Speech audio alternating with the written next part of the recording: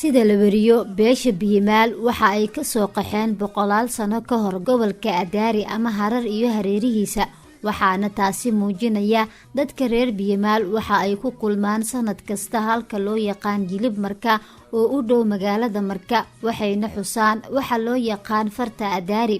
usoo hayaamida Biimaal ee koonfurta Soomaaliya waxa keenay dhowr sababood sida la sheegay oo ay ka mid ahayd sabab ganacsi iyo dhulkii ay deganaayeen ay ka dhacday abaar daran taas oo baabi'isay dad iyo dunyo kuna qasabtay inay soo qaxaan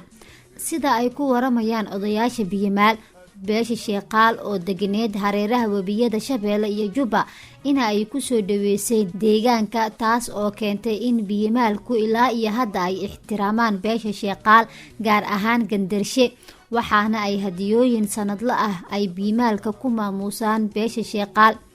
tuulada Koytoy ee gobolka Shabeellada Hoose waxa ay ahayd halkii ugu horeysay oo ay saldhigtaan Biimaal wixii intaasi ka sii dambeeyana waxa ay ku sii baaheen gobolka magaca Biimaal waxa la sheegaa inuu ka yimid diinmaal taas oo loola jeedo dad diin jecel riwaayad kale waxa ay sheegaysaa in magaca Biimaal uu ahaa Beymaal oo la micno ah xoolo dhaqato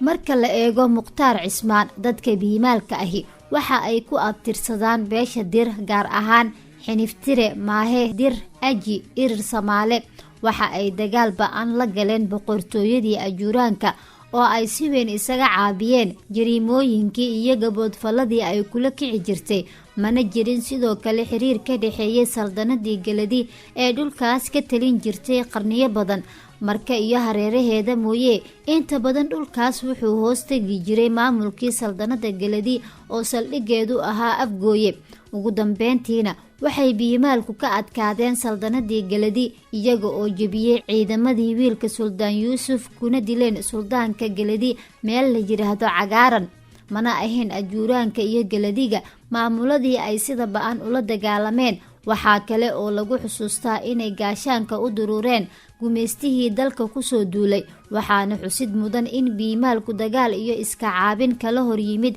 gumeysigii Talyaaniga markii uu ka soo degay magaalada Marka kifaaxii gobonimo u dirirka ee koonfurta Soomaaliya ka bidhaamay waxa hormuud u ahaa Biimaal balse kuma ahayn kali oo inta badan beelaha qaar ee jaarka la ah waxa ay ku garab istaageen dagaalka magaalooyin caan ah ayay degaan oo Marka ay ugu weyn tahay waxaana ay ku baahsan yihiin laga bilaabo Shabeellada Hoose ilaa Jubbooyinka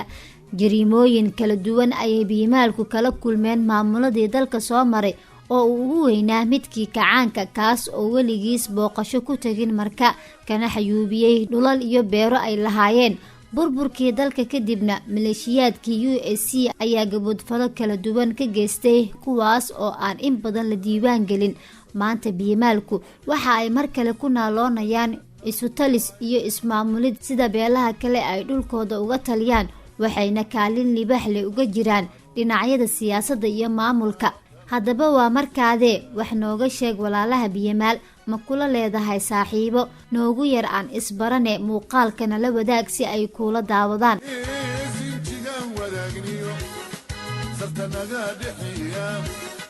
kala sarmi maayo kala nasoni maayo